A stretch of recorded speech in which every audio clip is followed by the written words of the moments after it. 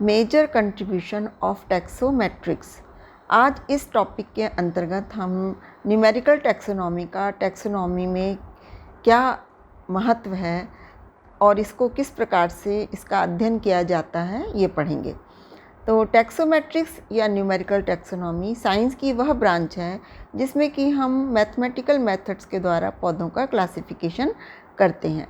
ऐसे बहुत से लक्षण हैं जिनके की कैरेक्टर्स के आधार पर हम पौधों का वर्गीकरण करते हैं, जैसे कि नेचुरल क्लासिफिकेशन है और फाइलोजेनेटिक क्लासिफिकेशन है, लेकिन इनमें हम सभी कैरेक्टर्स को शामिल नहीं कर पाते हैं।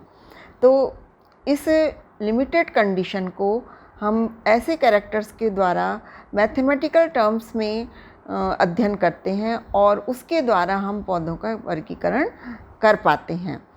For example Bentham and Hooker, Engler, Prantl, Tippo, Hutchinson, इन सभी ने ज़्यादातर मॉर्फोलॉजिकल एनाटॉमिकल कैरेक्टर्स के आधार पर पौधों का वर्गीकरण किया है। जो मॉडर्न साइंटिस्ट हुए हैं जैसे कि तख्तजन, क्रनकिस्ट, थॉर्ने, डलग्रीन इत्यादि, इन्होंने जो कैरेक्टर्स लिए हैं वर्गीकरण के वो भी मेनली मॉर्फोलॉजिकल और एनाटॉमिकल एंड फाइलोजेनेटिकल कैरेक्टर्स के आधार पर वर्गीकरण किया है। लेकिन जो एडमसन थे 1763 में, इन्होंने जो अपना क्लासिफिकेशन दिया वो इस प्रकार से था। एडमसन ने दो इम्पॉर्टेंट कैरेक्टर्स के द्वारा क्लासिफिकेशन करने पर जोर दिया। पहला था attributes of similar weight are chosen for the modulation of classification. दूसरा था taxa is based on the interrelationships among the attributes. Famous scientist Heywood 1963 में इन्होंने न्यूमेरिकल टैक्सोनॉमी को इस प्रकार से डिफाइन किया: the numerical evaluation of the similarity between groups of organisms and the ordering of these groups into higher ranking taxa on the basis of their similarities. Heywood के support में Smith and Sokal ने 1973 में अपने view भी दिए हैं। Taxometrics और numerical taxonomy is mainly related to the procedural and operational problem. तो टैक्सोमेट्रिक्स में जो मेन वर्क होता है वो किस प्रकार से प्रोसीजर को फॉलो करना है और किस प्रकार से कोई जो प्रॉब्लम आ रही है उसको सॉल्व करना है, इनको मैथमेटिकल टर्म्स में सॉल्व किया जाता है। JPM ब्रेनॉन 1968 royal botanical garden Q in England में इन्होंने मैथमेटिकल एप्लीकेशन के द्वारा टैक्सोनॉमी का अध्ययन किया। He presented about 5 million examples of specimens of Kew herbarium. Q herbarium की जो स्पेसिमन थे उसके लगभग 5 मिलियन एग्जाम्पल्स को इन्होंने प्रेजेंटेशन दिया है। The proper arrangement of so many plants can be possible only through computerisation for arranging system. High speed electronic computers and strong techniques of mathematics have been used in taxometrics और numerical taxonomy.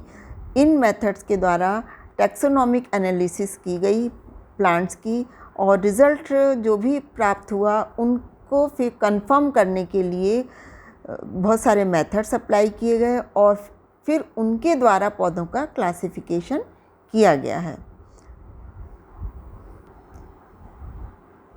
सोकल and Smith 1963, Strabrook and Rogers 1966, Rohlf and Sokal 1965, Crawford and Wishart 1967 and many others, इन्होंने नीचे दिए गए जितने भी steps हैं उनको टैक्सोमेट्रिक्स को बताने के लिए इन स्टेप्स का उपयोग किया गया है।